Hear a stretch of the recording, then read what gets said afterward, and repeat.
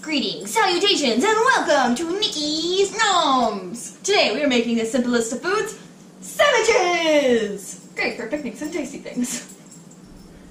What now? First, the ingredients. Very important. First thing we're going to need, of course, is bread. Next, what we're going to need, of course, is peanut butter! Because it's peanut butter and jelly sandwich. But I'm not making jelly! I'm going to have marmalade! Of course, not everyone uses marmalade. I like marmalade. Some people can use jelly, jam, or other fruity deliciousness that you can put in there. And these are the three basic ingredients for a peanut butter and jelly sandwich. Some people like adding other little things like chips and crackers and marshmallow fluff. But this is what we're using. So, let's start making food. Yay! First, we're gonna grab our 2 slices of delicious bread. You can use any kind of bread. I like to use potato bread. Delicious. And of course, simple necessity, peanut butter. Look, I've hardly used it at all. Ah, such sweet, smooth peanut butter. Now, I like my peanut butter and jelly sandwich. Lots of peanut butter. Look how smooth that goes on. Ah, so beautiful. Smoothness. You need to spread it all over the bread so it's nice and even. Unless you're weird, then by all means put it in one giant lump in the middle of the bread. I'm not judging, not at all. I judge you.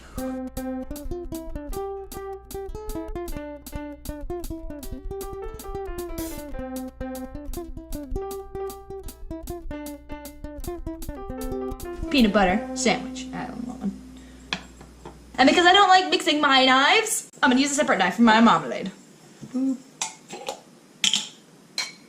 Some people like more jelly, jam, marmalade, goop on their sandwich than peanut butter. I do not.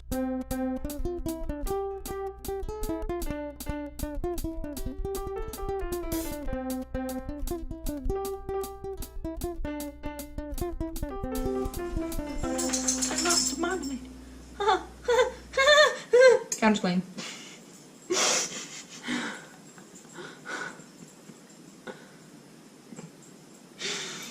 No, I don't recommend doing that in your own house unless you have bleached these counters beforehand or have an immune system made of steel. There, I have a Nikki-worthy peanut butter and marmalade sandwich. Do-do-do. Now let's combine them. Oh, magical.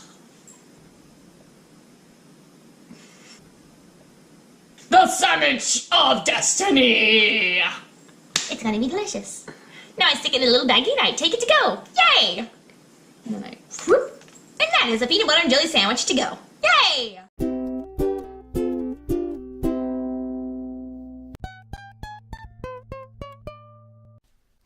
Nikki here.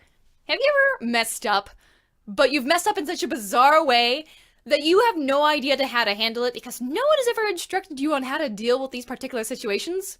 Well, this was one of those moments where I messed up and had no idea how to fix it, and I had to make it up as I went along. So there was this one day where my siblings and I had been left home alone. I was 14 at the time, so plenty old enough to be home alone with them. We were all in the kitchen getting a snack, and we decided we wanted chips and salsa. So my brother, who was 11, gets the chips out, and my sister, who was 8, retrieved the salsa. My family buys the big plastic jugs of salsa with a nice screw-on lid, as opposed to a jar lid. Now, of course, salsa needs to be shaken, otherwise you just end up with flavored juice. Blech! So in order to get a nice, chunky mixture, my sister tries to shake it. I, noticing her pathetic attempt, stop her and say, No, that's not how you shake salsa. I grabbed the jug from her and said, This is how you shake salsa!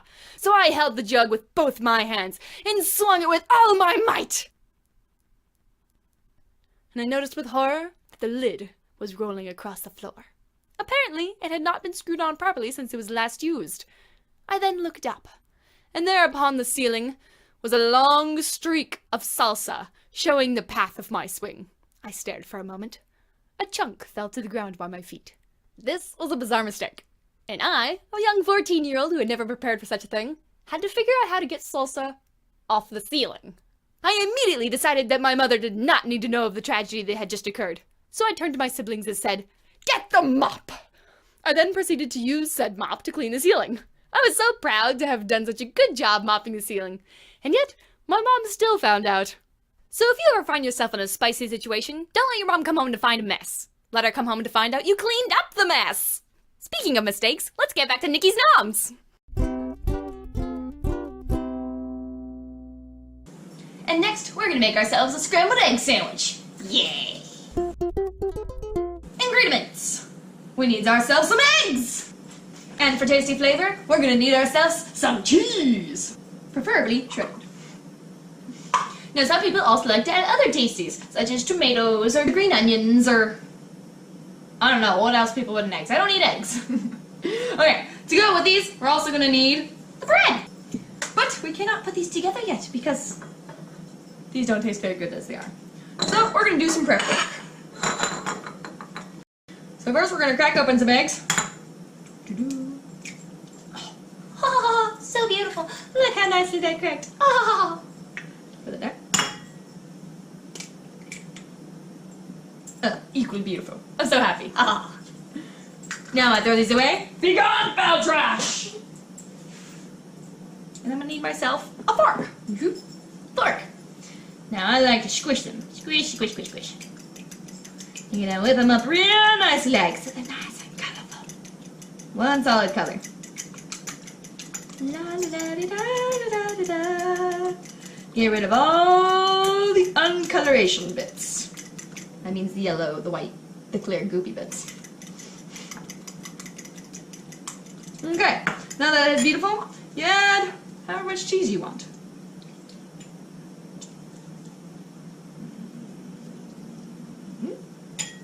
See if that's enough.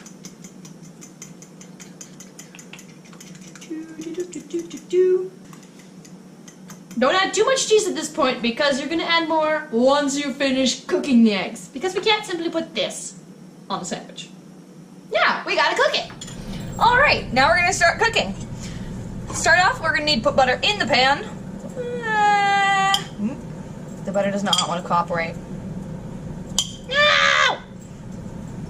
There we go.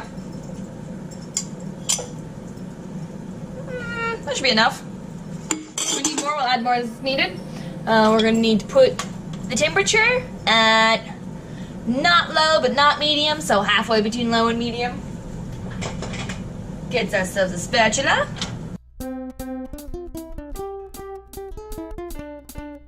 Medium. Put it at medium.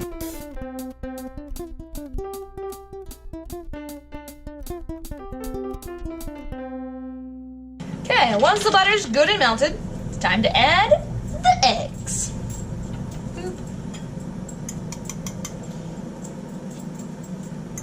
I should have waited for this to heat up just a little more.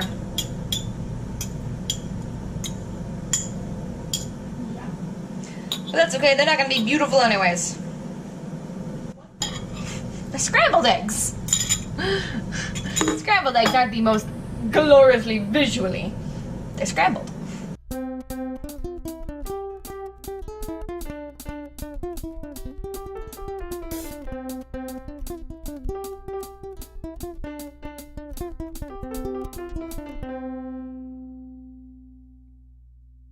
Alrighty, now it's starting to firm up. Yum, yum, yum, yum, yum. Still a little goopy, which is important because it will still keep cooking after it's done. Okay, now at this point you want to add a little more cheese. Cheese!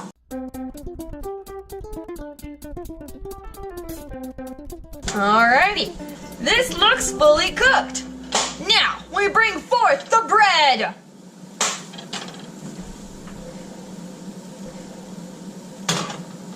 Bread. Doop, doop, doop, doop. Sandwich. Onto the delicious sandwich. Get on the sandwich, stop cooking.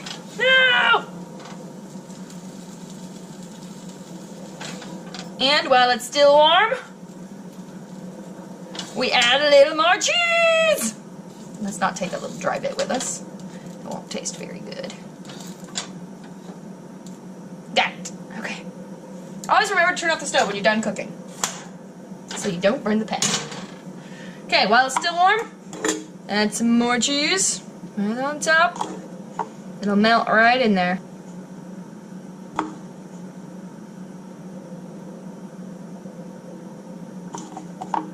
Here we go. Delicious. And now for its partner. To create sandwich. Beautiful. And that is a scrambled egg sandwich. Yummy! Now the best way to wrap an egg the best way to wrap a scrambled egg sandwich is not in a Ziploc bag, but in aluminum foil. Yum, yum, yum. Boop, boop, boop, boop, boop. This way, it keeps all the egg inside the sandwich when you go to eat it. Oop. I'm gonna wrap it like a birthday present. Since the sandwich is not for me, it is for my lovely sister who will be joining us next time on Nikki's Noms.